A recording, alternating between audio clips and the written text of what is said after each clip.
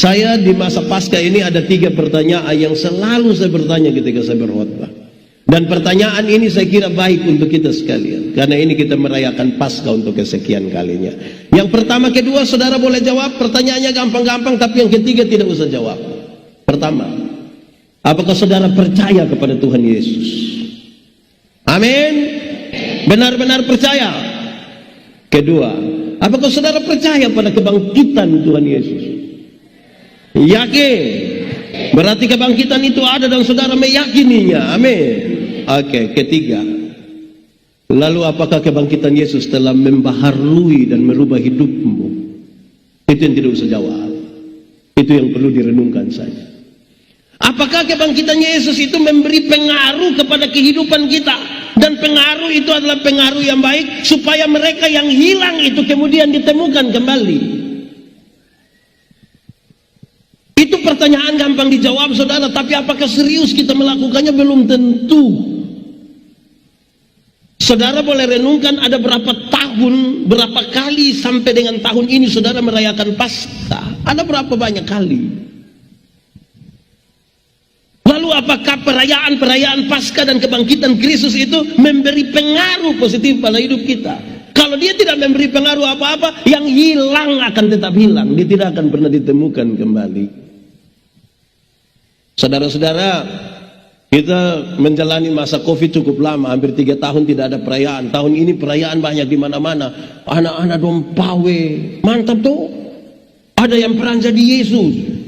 Ada yang jadi prajurit. Yang prajurit dan penjahat itu tidak pakai latihan. Dong menjiwai sekali itu, berani itu. Saya tidak tahu mereka sudah ditemukan kembali atau belum. Ini pemuda-pemuda rayon berapa? Rayon 3 kan? K3T ini rayon berapa? Teritori 3 K3T. Saudara main drama kok. Ada sempat jadi penjahat, sempat jadi serdadu, belum pernah kok. Sudah ditemukan kembali. Tagal peran mabok ini yang dong mabok betul-betul. Dan sampai hari ini dong masih mabok juga. Betul. Itu pemuda dong ada di sini. Itu yang dari jemaat mana? Nah, ini nih yang harus ditemukan kembali. Sebab kalau tidak bermasalah, saudara-saudara, itu bukan saja bagi pemuda, bagi kita para pendeta, bagi orang tua, bagi semua orang yang bekerja di gereja. Apakah kita benar-benar telah ditemukan? Itu bagian pertama untuk kita renungkan.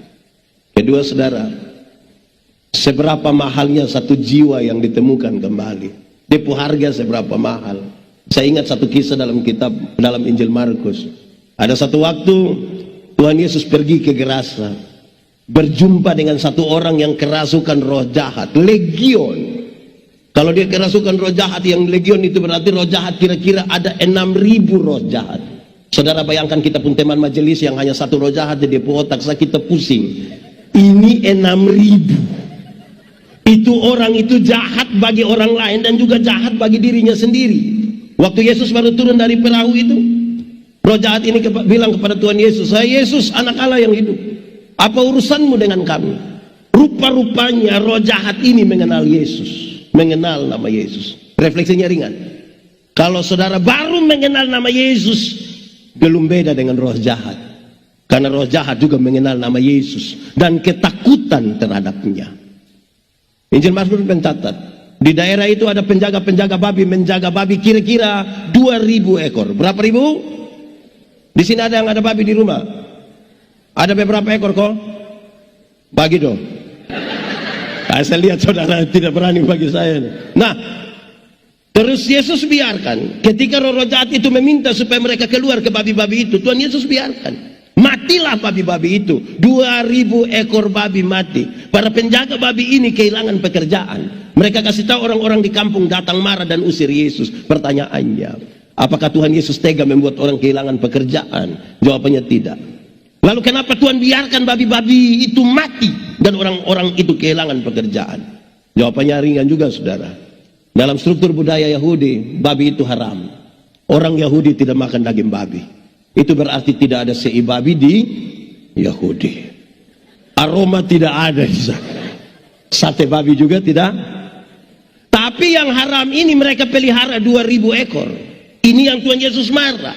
Alangkah lebih baiknya ada 2.000 ekor babi mati daripada ada 1 jiwa binasa. Lebih baik ada 2.000 ekor babi mati daripada ada 1 jiwa.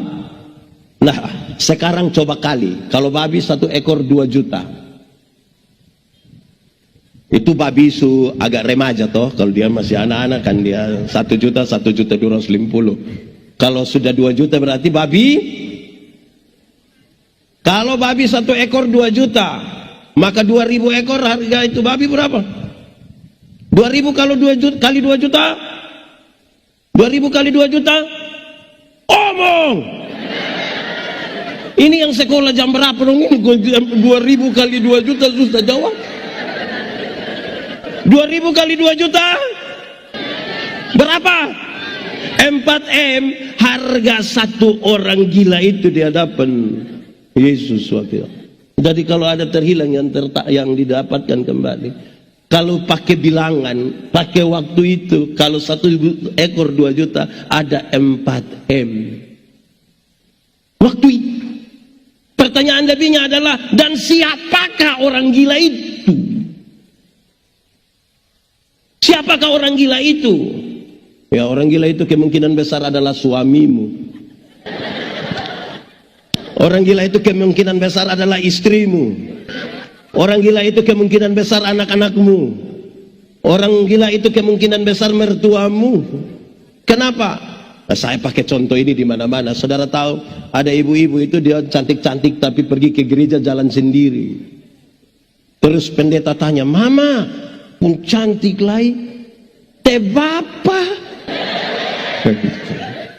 Waktu pas bilang teh bapa cuma tahu sendiri teh. Ini tanda apa? Di sini ada yang pernah bikin begini? Ada kok tidak? Itu ibu ada di sini. Nah, dia pakai baju warna. Saudara tahu? Nah, itu dong, itu yang harus ditemukan kembali. Kalau tidak mereka hilang terus. Saudara-saudara, hal itu serius. Kenapa saudara-saudara? Karena kita pikir jiwa-jiwa yang terhilang itu ada jauh di sana. Tapi kemungkinan jiwa-jiwa itu ada di sekitar kita juga. Amin kok. Saya mau tanya, ini kasat mata, kenapa yang ikut KKR malam hari ini di sini ini lebih banyak mama-mama? Ini mama janda semua. Yang ini dong mama-mama janda semua. Atau tidak? Tidak. Teh bapak. Setahu bapak begitu, kenapa ambil resiko? Ya saudara-saudara, hal ini serius saudara-saudara. Kadang-kadang kita pikir yang jiwa-jiwa yang terhilang itu ada jauh di sana.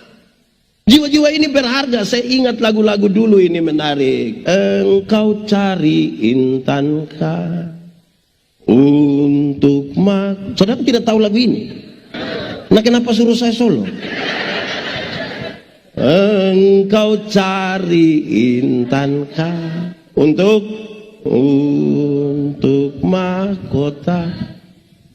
Terus kok saya dengar. Ingat di kubangan pun ada intan. Mari berikan jawaban. Intan, intan dan permata. Apa itu? Jiwa-jiwa